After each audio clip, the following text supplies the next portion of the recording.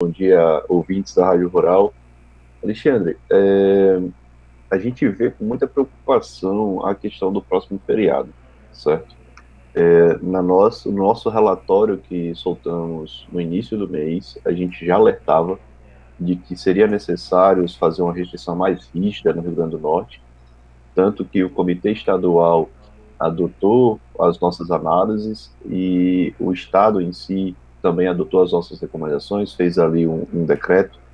Recomendávamos naquela época um decreto, uma restrição de 21 dias, porque cobriria a Páscoa, né? Cobriria esse próximo feriado.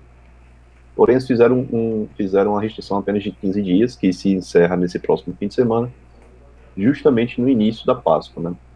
No passado, em todos os feriados que tivemos durante essa pandemia, Dia das Mães, Dia dos Pais, 7 de setembro, Dia das Crianças, Padroeira do Brasil, né? Finados, todos esses feriados, eles representaram, na semana subsequente, né, na semana seguinte, 10 dias depois, eles representavam aumento de casos.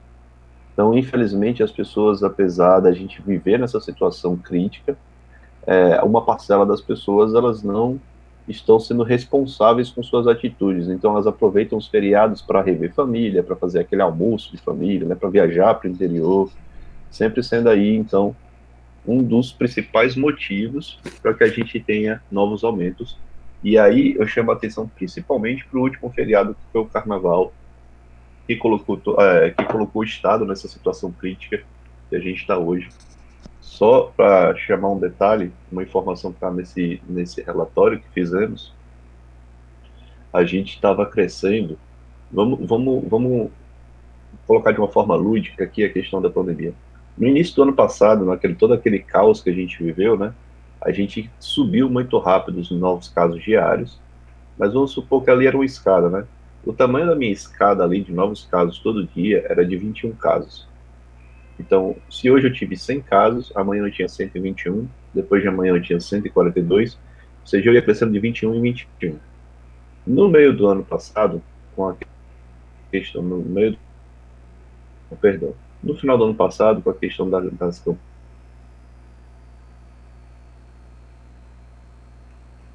campanhas eleitorais, a gente passou 2023.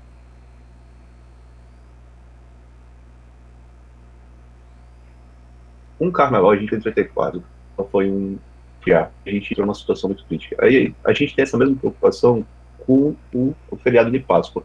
Não é um feriado tão festeiro, não tão festivo como é o carnaval, mas é um feriado que normalmente promove encontro familiar, né? E tem toda aquela questão também do catolicismo, né? Das pessoas que seguem a quaresma. Então a gente olha com certa preocupação de que isso pode ser um gatilho para a gente continuar se mantendo nessa situação crítica. Doutor Rodrigo, nessa circunstância, inclusive os senhores falaram em um lockdown que funcionaria entre o sábado e a segunda. E após esse lockdown já se poderia planejar o retorno às aulas no formato híbrido. Na opinião do senhor, esse fechamento mais amplo, mais rígido, ele surtiu os efeitos que se pensava, que o comitê científico pensava no momento em que ele aconteceu?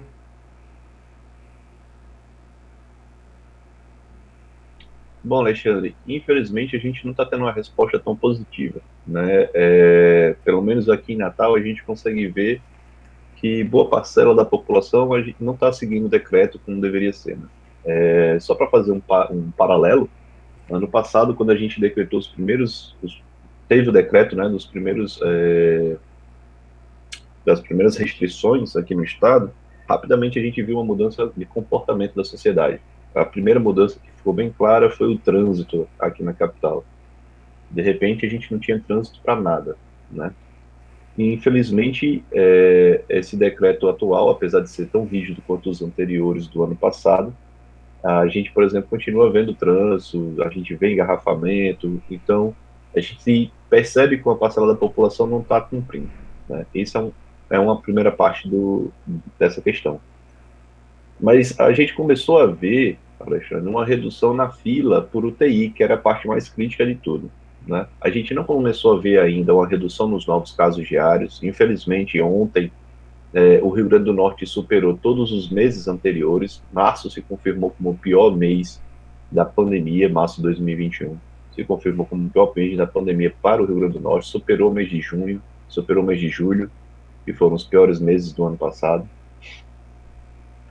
E na segunda tendência a gente vai superar em óbitos também o mês de julho, né? Antes do mês acabar. Então, assim, o decreto, infelizmente, ele poderia ter funcionado melhor se a população tivesse feito um pouco melhor a sua parte, mas ao menos a gente começou a reduzir a fila de espera para o UTI. Ainda não é uma redução suficiente, mas já é uma luz no fim do túnel, como a gente costuma dizer, né? É uma ponta de esperança. A gente conseguiu reduzir um pouco a pressão, a fila ainda está grande, mas a gente conseguiu reduzir um pouco a pressão. Então, conforme, se a gente manter essa tendência, é capaz, nas próximas semanas, a gente voltar para uma situação mais confortável na rede assistencial, né? Em relação a esses pontos que você colocou, da gente fazer uma restrição muito mais rígida no fim de semana da Páscoa, a gente não gosta de chamar de lockdown, porque na real isso não é um lockdown, na verdade, né? Uhum. Para que a gente fosse, só para deixar muito claro para os nossos ouvintes, em nenhum momento houve um lockdown, nem no Rio Grande do Norte, nem no Brasil. Nenhuma cidade, nenhum estado conseguiu fazer um lockdown, porque um lockdown, se a gente for traduzir o termo ao pé da letra, é literalmente fechar tudo. Então, para que a gente fizesse um lockdown no Rio Grande do Norte, a gente tem que começar fechando o aeroporto, o porto e as rodovias. A gente não tem jurisdição sobre isso. A jurisdição sobre esses 3 pontos é federal. Tá? Para fechar, para fazer um lockdown na cidade, a gente teria que fechar todas as entradas dessa cidade e colocar toda a segurança pública nas ruas, impedindo que as pessoas saíssem de casa. Então, isso nunca ocorreu, infelizmente, mas a gente recomenda restrições, né? Recomenda que a população tenha um pouco da sua consciência e evite ir para a rua sem a necessidade, né? Então, esse fim de semana da Páscoa, o sábado e domingo, a gente orienta essa restrição mais rígida, né, esse toque de recolher, justamente para que a gente consiga induzir na população essa questão de não sair, né? A gente sabe que na Páscoa as pessoas gostam, pelo menos a minha família tem a tradição de se juntar todos na casa dos meus avós e almoçar todo mundo junto. Ano passado a gente não fez isso, esse ano a gente não vai fazer, mas era uma tradição de família. Ia todo mundo para casa dos meus avós, meus tios, meus primos, a família toda, né? Família grande do interior, vocês sabem como funciona, Sim, é sim. aquela muvuca toda. Então a gente indica isso para que os municípios eles já planejem e se preparem, tá? Para evitar que a gente acabe relaxando e promovendo isso e acabe criando um novo surto da doença em algum lugar. E em questão às aulas, Alexandre, outro ponto que você citou, a gente recomenda o formato híbrido, porque infelizmente a gente sabe que nem todas as instituições de educação elas têm a capacidade de atender todas as recomendações mínimas, né? Infelizmente, infelizmente isso é uma realidade do nosso país, isso é uma realidade do nosso estado. A gente tem escolas particulares que são muito ricas, e a gente tem escolas particulares, aquelas de bairro, que vive ali do seu mês a mês. Isso. Da mesma forma, a gente tem escolas públicas que estão ao descaso do poder público, né? E aí a gente recomenda que as escolas tentem, né, trabalhar com modelo híbrido. E aí fica a cargo da escola e dos pais escolher os alunos que vão ou que não vão. Fica a cargo dos pais optarem se mandariam os seus filhos ou não para a escola, mas desde que obedecesse ali a capacidade máxima de 50%. Né? Se a minha sala cabe 30 pessoas, a minha sala de aula cabe 30 alunos, eu vou trabalhar com 15 presencial e 15 remoto. É um trabalho complicado, né? Infelizmente, a nossa cultura educacional, né? O nosso meio educacional, o sistema educacional, ele não é preparado para esse tipo de abordagem. Infelizmente, a gente tem percebido isso desde o início da pandemia, mas, apesar das crianças terem menos complicações em relação ao Covid, elas são vetores de transmissão muito mais potentes, né? Existem diversos estudos que mostram que as crianças elas carregam uma carga viral muito maior do que os adultos, apesar delas terem menos complicações, elas apresentarem muitas vezes não apresentarem sintomas da doença, muitas vezes não desenvolverem a doença, elas carregam uma carga viral muito maior. Então, elas são vetores de transmissão muito mais potentes. Quando a gente manda as crianças para a escola, por mais que a gente siga ali todos os protocolos, por mais que todas as crianças permaneçam de máscara, permaneçam de distanciamento, a gente, na verdade, está promovendo uma aglomeração induzida ali, né? Está promovendo uma aglomeração daquelas crianças. Então, se uma delas, por acaso, estiver infectada, por mais que ela não tenha sintoma nenhum, facilmente ela pode transmitir para as outras, e essas outras vão levar para casa. Então, a gente orienta essa questão do formato híbrido para tentar atender aí esse problema, né? Que a gente não tem a capacidade de se adequar 100%. Então, a gente, pelo menos, tenta orientar que a gente cria ali uma barreira virtual para que essa doença se propague menos, né? Ou não se propague, isso seria o ideal. E aí os senhores sugerem na esteira dessa situação também que o Estado e os municípios eles comecem a pensar um plano de retomada gradual da atividade econômica. Já seria para esse momento, pós as recomendações, aí no início de abril, seria o momento para pensar esse plano de retomada? Sim, Alexandre, planejar esse plano de retomada é sempre essencial. Isso não significa dizer que a gente tem que fazer já de imediato, né? Infelizmente, ano passado, a gente teve um plano de retomada gradual no estado, acredito que todos recordam disso, né, que a gente tinha fases, fase 1, fase 2, e as fases iam sendo liberadas de acordo com os números, conforme os números iam melhorando, o estado ia liberando as fases, porém, isso tem que ser analisado muito friamente, muito calculadamente, para que a gente não libere tudo de uma vez, né? Novamente, o estado hoje ele está com poucos leitos, né? A gente tem, vou dar os dados que eu vi ontem à noite, que eu não me atualizei agora de manhã sobre o Regula, sobre a regulação de leitos, mas ontem à noite a gente estava com a região oeste 100% ocupada, a região do Seridó 100% ocupada, e na região de Natal a gente só tinha 2 leitos adultos disponíveis, na região metropolitana. E eu tinha uma fila com mais de 100 pessoas esperando por leito, né? Eu tinha 2 leitos adultos disponíveis, 7 leitos infantis disponíveis. Então, isso é crítico. Eu estou falando de UTI, isso é muito crítico. Então, quando a gente fala de retomada, é extremamente importante que estados e municípios eles comecem a planejar como vão retomar. O que eu consigo retomar agora, o que eu devo retomar nesse momento, o que eu posso retomar só mais para frente, para evitar a movimentação das pessoas na rua, né?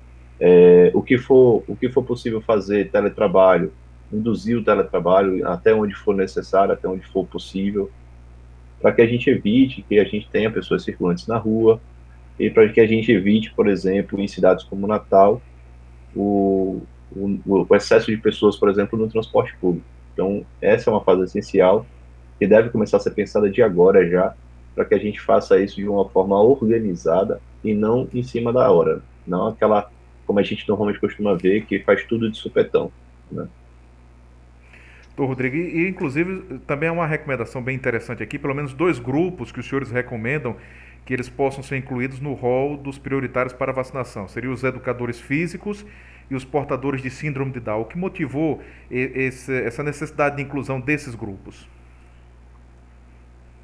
Bom, Alexandre, a gente tem, não sei se todos conhecem, mas, por exemplo, o educador físico, ele é um profissional da área de saúde, né? Eu tenho um educador físico que está na escola, dando aula de educação física para as crianças. Eu tenho um educador físico que está na academia, atendendo a população que vai para a academia, né, fazer seus exercícios. E eu tenho um educador físico que faz parte do Sistema Único de Saúde, né? Algumas unidades básicas de saúde possuem educadores físicos em seu quadro, que fazem parte ali da equipe de saúde da família estendida, que fazem o atendimento da população naquelas praças, academias. O que leva a gente a colocar essas pessoas, a gente viu, por exemplo, um grande, não vou dizer comoção, mas a gente viu um grande movimento da população quando se fez a restrição de academias, né? Então, houve uma boa parcela da população pedindo que deixassem as academias abertas para que as pessoas pudessem ir fazer seus exercícios, enfim. Então, educador físico, ele se a gente for pensar nesse cenário, ele seria um vetor de transmissão muito potente, porque ele atenderia muitas pessoas ao longo do dia, né? Se a gente estiver falando de academia, ou se a gente estiver falando de escola, o mesmo problema do professor, né? Ele atenderia muitas crianças ao longo do dia. Então, a gente enxerga o educador físico como um profissional de saúde que é essencial para as atividades e que deveria estar na prioridade junto com os profissionais de saúde, digamos, entre aspas aqui, clássicos, né, que seriam médicos, enfermeiros, enfim. Então, eles deveriam ser considerados tanto quanto esses outros, né? E aí a gente conseguiria, pelo menos, trabalhar com a ideia de academias abertas dentro de padrões de protocolos de segurança. Porém, a gente estaria protegendo não só o profissional de saúde que se vacinou, como a própria população que faz uso desses estabelecimentos, né? Existiria ali uma barreira virtual para evitar o contágio e a transmissão. Quanto às pessoas com síndrome de Down, esse é um grupo de risco, sabidamente de risco para diversas outras doenças. Infelizmente, muitas das nossas pessoas com síndrome de Down, elas possuem algumas debilidades de imunização, debilidades por outras comorbidades, e infelizmente o Plano Nacional de Imunização não previu um grupo de risco que incluísse pessoas com síndrome de Down. A nossa população de síndrome de Down é consideravelmente alta no estado, então a gente sugere que o poder público pense e adicione também as pessoas com síndrome de Down dentro do plano de vacinação para as pessoas de grupos prioritários. Que a gente não espere que essas pessoas se vacinem apenas pela faixa etária, né? Vamos supor, se eu tenho pessoas com síndrome de Down na faixa de 20 e 25 anos, elas só vão se vacinar no ritmo que a gente está vacinando hoje, infelizmente, elas só se vacinariam ano que vem. Então, é uma janela muito grande de tempo para uma pessoa que tem determinadas debilidades imunológicas, né? Tem determinadas necessidades imunológicas. Então, ideal seria que elas entrassem também aí dentro dos grupos de risco para se vacinarem o quanto antes.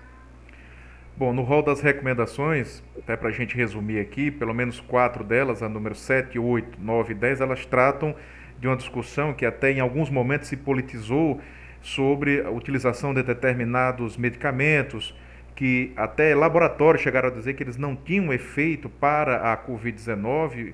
Os senhores também fazem recomendações nesse sentido, como é o caso da utilização da ivermectina, da cloroquina ou da hidroxicloroquina, né? A limitação da utilização desses medicamentos que não tenham autorização da Anvisa, né? Está aqui na recomendação, para o combate à Covid-19. Essa é uma discussão que ela ainda precisa ser aprofundada ou não? Para os senhores já é uma questão já fechada?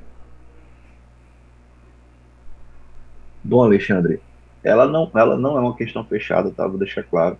Mas também que eu gostaria de deixar claro que a gente sempre se posicionou contra o uso de medicamentos não autorizados, né? Ela não é uma questão fechada por um simples ponto, né? Diversos estudos ainda estão sendo feitos, diversos estudos ainda estão em andamento e tentam avaliar se algum desses medicamentos ele pode sim, de fato, ser benéfico ou não, tá? Atualmente, até esse momento que nós estamos conversando aqui, nenhum, nenhum estudo comprovou eficácia, tá certo?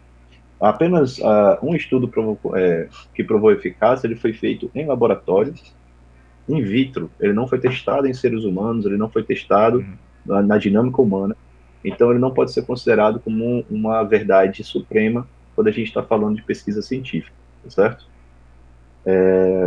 A gente sempre se posicionou contra o uso de medicamentos ou qualquer outro tipo de fármaco que não tivesse liberação ou descrição específica para o combate dessa doença, né, do Covid-19. E mais recentemente, a gente viu um movimento de diversas instituições brasileiras, diversas instituições sérias, né? A gente teve a Associação Médica Brasileira que se posicionou contra, eles fizeram a revisão de todos os estudos que estão sendo feitos em cima desses fármacos e concluíram que nenhum desses estudos indica ou mostra qualquer tipo de eficácia no combate ao Covid, né? Quando a gente fala aí de ivermectina, hidroxicloroquina, ou a própria cloroquina, ou os outros medicamentos que a gente vem falando ao longo dessa pandemia. E a gente também teve uma manifestação do comitê do Einstein, né, do Albert Einstein, um dos maiores hospitais brasileiros aí, lá em São Paulo, que também se mostrou contra. Na verdade, a gente sempre foi contra a partir do momento que não tem comprovação e a partir do momento que não existe uma liberação técnica. Desde que a Anvisa libere, por exemplo, que é o nosso órgão supremo no Brasil, né, a Agência Nacional de Vigilância Sanitária, que é a agência que faz a liberação desse tipo de produto no Brasil, desde que a Anvisa venha liberar, desde que do fabricante coloque a descrição lá na bula daquele medicamento, esse medicamento pode ser usado contra o Covid, não tem problema nenhum de ser adotado. Né? O que a gente tem visto, que a gente critica e a gente coloca aí no texto, é que houve uma adoção como off-label, né? Off-label é um termo que é usado muito na medicina, pelos médicos, que indicam o seguinte: esse medicamento ele não é indicado para essa doença, mas ele apresenta algum tipo de resultado. Então, se você quiser, você paciente, quiser testar, a gente testa. Existe um ponto aí que a gente tem que considerar, Alexandre, é que quando a gente faz uso de medicamento off-label, o paciente ele tem que estar totalmente esclarecido sobre esse ponto. Eu tenho que explicar para ele quais são os pontos negativos e positivos, né?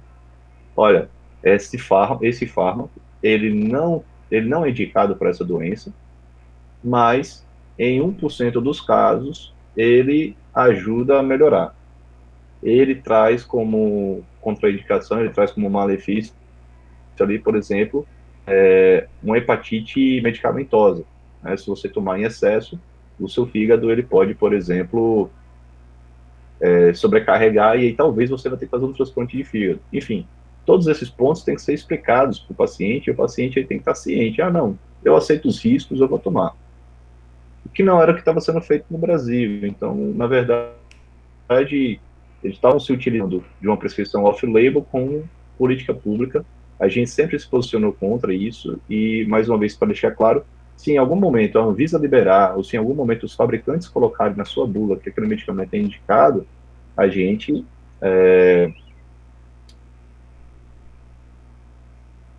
a gente também abre mão. Como eu disse, não é um caso fechado, depende tudo dos próximos estudos. Aqui não tem nenhum estudo que diga que esses medicamentos de fato trazem algum benefício para os pacientes. Bom, e o último item das recomendações trata de uma questão talvez até mais social, de que é o planejamento para o retorno das escolas públicas, no entendimento dos senhores. Essas crianças, esses jovens foram mais drasticamente atingidos por essa pandemia do ponto de vista educacional? Então, Alexandre, como eu estava falando mais cedo, né, infelizmente a gente não tem uma estrutura igualitária no sistema de educação. Como eu falei mais cedo, eu tenho escolas particulares que são super ricas, que conseguem fazer as adequações sem ter muito problema. Eu tenho aquelas escolas particulares menores, aquelas escolas de bairro, né? Eu mesmo estudei em escola de bairro, adorava meus professores, meus amigos. E tem a escola pública, da qual também fiz parte por muitos anos da minha vida. E a gente sabe, quando a gente passa por esses lugares, que não existe uma estrutura adequada. Sim. Até mesmo para quem não passou, basta visitar, você vai compreender, não existe uma estrutura adequada. Diferente das escolas particulares no geral, a escola pública ela atende uma população que não necessariamente tem um poder aquisitivo alto, não tem um poder aquisitivo tão positivo, tão suficiente, que me permita, por exemplo, que o aluno tenha um computador bom em casa, ou que tenha uma internet boa em casa. Então, eu não consigo necessariamente garantir que todos os alunos vão assistir aula, né? Só para a gente fazer um paralelo aqui bem rápido, claro que isso não é a realidade de todo mundo, tá? Eu estou colocando exemplos, e aí nesse caso a gente tem que a gente tem que limitar por baixo, porque eu não posso dizer que se de 30 alunos, 29 têm condições de assistir aula pela internet e um não tem, eu não posso dizer que isso está certo. Eu vou estar prejudicando uma pessoa que é aluno daquela instituição tanto quanto todos os outros, tá? Quando a gente fala das escolas públicas, a gente vê aí a deficiência. As escolas elas não estão preparadas para para fazerem aulas remotas, as escolas em si não são preparadas para isso, não tem equipamento, não tem equipamento e equipe que seja adequada, que tenha treinamento adequado, e a gente não tem aí a gente não consegue garantir que todos os alunos vão participar. Então é importante que o poder público pense o quanto antes, isso era para ter acontecido já no ano passado, que como eles vão reativar as escolas, como eles vão fazer as aulas, em que modelo eles vão seguir, para que ao mesmo tempo a gente não atrase mais esses alunos, a gente consiga garantir ali os protocolos mínimos de segurança. Então, esse planejamento, idealmente, deve partir aí dos municípios e do estado, e idealmente em conjunto com a sociedade civil, para que quanto mais cabeça pensante, mais soluções positivas a gente consiga elaborar. Doutor Rodrigo, obrigado pela participação. Alguma observação, fica à vontade. Não, Alexandre, muito obrigado mais uma vez pelo convite. Obrigado aí aos ouvintes da Rádio Rural que estão escutando a gente, né? A recomendação que eu deixo, pessoal, a gente ainda não está numa situação confortável, infelizmente. Desde novembro a gente vem vivendo uma situação muito mais crítica do que a gente estava no meio do ano passado. Ficou pior agora depois de Carnaval, porque, enfim, a gente acabou aumentando aí o descuido de uma parcela da população, acabou aumentando a fila por UTI, né? E muitas pessoas estão morrendo na fila por não conseguirem uma vaga de UTI. UTI é uma coisa que é limitada, a gente não consegue abrir UTIs indiscriminadamente, infelizmente existe um limite. Enquanto a população não souber respeitar todos os limites, a gente vai continuar nessa situação. Então eu peço aí para cada um dos ouvintes consciência, né? A gente precisa ter consciência para se cuidar e para cuidar dos nossos próximos, do nosso coletivo. Somos uma sociedade, não vivemos indivíduos no meio do nada, então devemos e precisamos pensar de forma coletiva. Então eu peço aí que todos tenham consciência de usar a máscara de forma correta, de manter toda a higienização das suas mãos para evitar tocar nos objetos na rua e acabar tocando nos olhos ou na boca, e manter o distanciamento físico. É importante que a gente mantenha esse distanciamento para que a gente crie, assim, barreiras e evite que a gente acabe se contaminando. Meu recado seria isso, Alexandre. Muito obrigado mais uma vez aí pelo espaço e pelo convite.